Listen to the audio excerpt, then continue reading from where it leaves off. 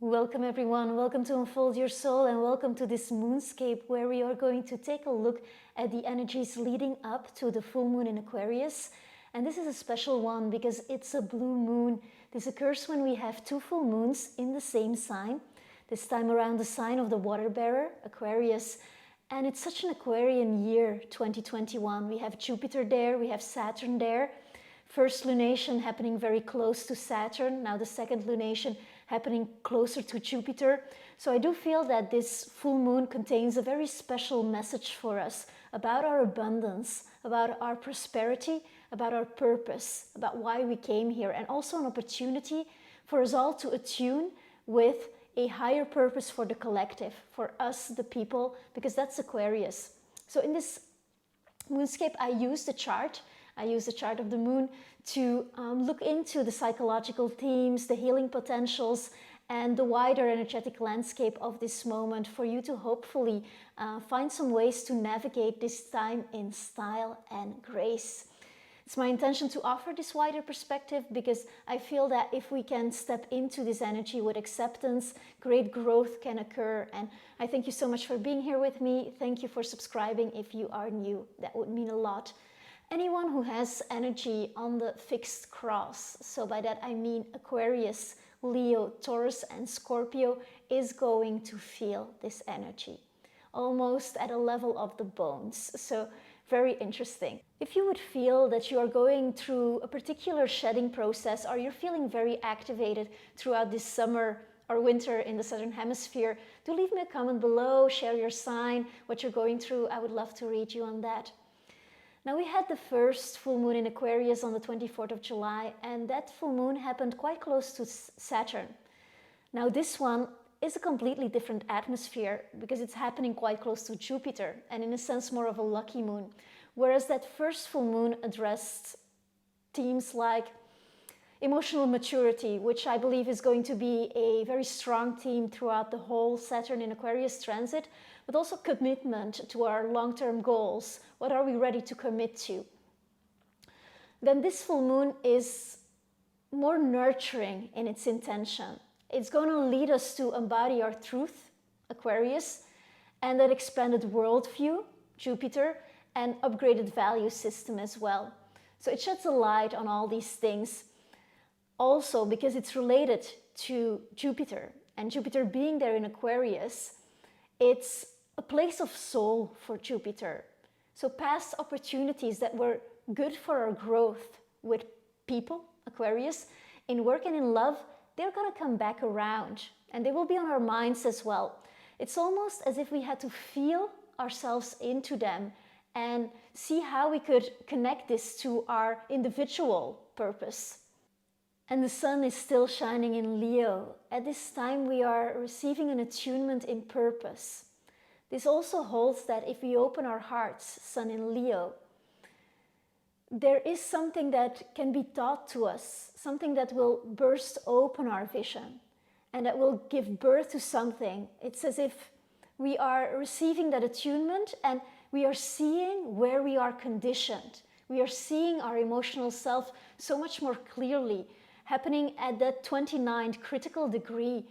It's as if this moon is happening on the edge of knowing. Aquarius is I know, but it's on the cusp with Pisces, which is much more feeling as a sign. So there's a strong healing power through felt knowledge and through synchronicity. The Sabian symbol for this moon is a butterfly emerging from chrysalis, and that's just such a mysterious process, right? We have this cocoon with this liquid, and then there's this wonder and this beauty of this delicate butterfly being born. And Terence McKenna, a great teacher of mine, not a personal one, I met him here on the YouTube, but he says matter is magic. And I feel that's almost the mantra of this full moon, inviting us to focus on what we love and simultaneously serves the collective, to emerge colorfully like a butterfly. Imagine you're in your head, you're walking, and suddenly there's this butterfly crossing your path. I mean, it's almost as if it's representative of the shedding process of belief systems, South Node in Sagittarius, until the end of the year. And so we're inviting this kaleidoscope of diversity, like Gemini, of duality almost, of never-ending oppositions, because we can always argue both sides of a point. As if we're really looking at that and seeing like, okay, what am I going to take forward?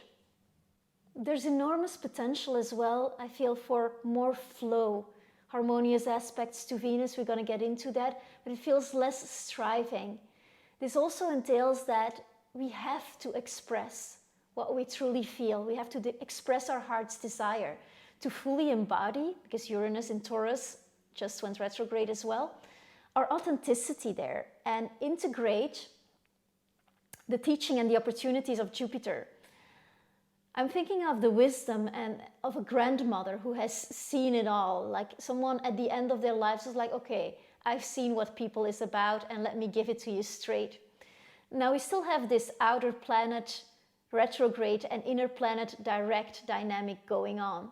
So this means that all our inner planets, all our personal stuff, our stories are unfolding, they're happening, while these bigger energies ask to be integrated on an individual level. So it might feel like a lot. It's a dynamic that pushes us to raise awareness, to raise our consciousness. We're invited to see a bigger picture here. And with this being a second full moon in the same sign, us having the North Node in Gemini, which is also a double sign, also people's sign, the sign of the twins, do feel that there is a going over things, a second chances almost, an opportunity of telling a story that is well known to our hearts again, but now from a higher consciousness, now from maybe a witness consciousness even, because there's this Aquarian perspective which has a bit more of a detached atmosphere to it. Now this moon can also bring an opportunity back around in the shape of a person wearing another jacket, or an energy presented by a different person altogether. But it allows us to revise, to look at something again and at the vital emotional truth of our lives. There have been a series of yachts asking us to eliminate parts of our personal lives, parts of our very personality that weren't functioning. And the last planet, it's not really a planet, it's a star, but the last point of focus of these yachts, these fingers of God, was the sun. Now maybe let me trace back a bit. If you have not seen the first video on the full moon in Aquarius, this is an aspect where we have like a fertile basis of two planets talking to each other, pointing stuff out in the essence of another planet. We call the apex planet. So here it is Pluto, our soul, in Capricorn. And Pluto is talking to Neptune, our link to the divine, our source. And they're having a conversation about the sun just a few days before the full moon. The sun is our purpose. It's why we came here. So with that, it's also, the sun is where we find our healing. It's the daily healer. It rises every day and it's there for us. There can be clouds, but the sun is there every day. So the chances are that there is a strong communication in our day-to-day life, in our bodies as our wisdom teachers, that are communicating what feels right, what is aligned for us to move forward, what needs to be eliminated, and what will serve this purpose that we are redefining for ourselves. And Mars and Mercury, they are in the sign of Virgo, which is the sign of healing and embodiment. Virgo is also digestion, and digestion is a topic here. I feel like we're all digesting many things at the moment, mentally as well. From a holistic point of view, we could say that we're always filtering, we're always digesting. However, with this outer planet, inner planet dynamic, there is a lot that asks for integration. So this is an opportunity. This can be an opportunity that was basically around in the first part of the year. And you maybe had to see like, okay, how does this fit into my long-term goals and wishes? Is this truly aligned with my purpose? And now this second wave is almost of a more subtle character, asking us about relationships. And the energies, they might be reminiscent of 4 years ago, 2017, that summer when we had the eclipses in Aquarius Leo, when there was also this attunement for better health, for better alignment of mind and heart. This idea of feeling with the mind, because it's a very telepathic moment in time as well. I feel there's a lot of synchronicity around with Jupiter being so close to this moon in Aquarius, which is air, it's the world of ideas. So there's going to be a déjà vu feeling, I feel, and it's related to the desire of our hearts. And because this energy is so personal, when I'm saying heart-mind themes, I'm talking about a vital emotional truth, but it's more feeling, thinking. You know, the contradiction in our human lives. We might think one thing, but what we feel is actually completely different. And with Mars and Mercury living there in the energy of Virgo, the question can always be like, okay, does this feel true to me? Because the actual heart, when we talk about that, the purpose, that's our sun, but that's the creative self, the creative center. It's not really our emotions. So a question to ask oneself can be like, okay, what would love do? Am I acting here out of love? Am I acting maybe out of an old defense mechanism? How can I show up differently? And we can feel this in a very physical way. We had all the personal planets pass through this point of adjustment.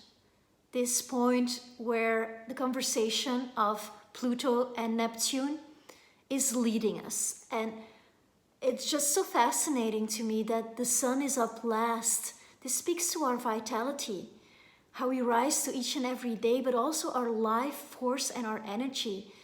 And that's the special purpose of this second full moon, I feel. When you wake up, do you feel like there's a purpose to the day? Are you spending your energy well? These are all questions that can come up, but on a deeper level, there's something like career, vocation, and calling. And if there is a higher calling that we have been ignoring or we have not been attuned to, chances are that we're going to feel that on a very physical level with the sun there. Now, on a bright note, there is Jupiter together with this moon, and there's a certain luck that we can experience by just showing up, basically, by just being ourselves and owning our personal history, which is the moon. So this can be like simply showing up at night for an improvised talk, by being a friend. And I feel like we're going to have some critical insights on that as well. What does make a true friend? What is our value system in regard to friendship? How are we showing up for each other? And as I mentioned, Mars, Venus, Mercury, all these personal planets went through that apex point of this finger of God. And so all the unnecessary energy was being squeezed out. And these are difficult. These are hard adjustments. And this déjà vu quality of going over the same situation and asking yourself like, wow, I'm here again? Yes, that's happening, but there is a sense of so much more clarity. And planets being physical bodies, this can have been very real for you. You might be digesting a lot of personal stories, and depending on where you are in your life and of course on your personal natal chart, these energies might or might not have manifested as real people in your life. But you can ask yourself, like, with the sun being there, who's your sunshine? Who's your sunshine? That's a really lovely question, actually. And it's so interesting in terms of this finger of God because it squeezes out the unnecessary. So if there would be codependence, or we would demand too much from another person, or really give our power away in a sense like this person is my sunshine, there has to be an adjustment in a sense of we cannot fuel ourselves only with the light of another person. We cannot make a person into a sun. That's a really big responsibility.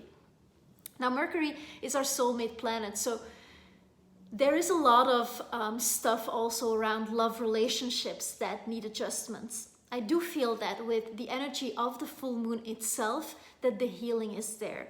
Because Venus will have moved in Libra, and that's so great because at this full moon, she's really making a wonderful aspect to Saturn to begin with, and this gives me the idea that people who have a relationship karma and who are working with that at this moment, that they are gonna get a breather, and that's really lovely. Venus is also sextiling the north node, the south node, sorry. So that means that the south node is what we let go of.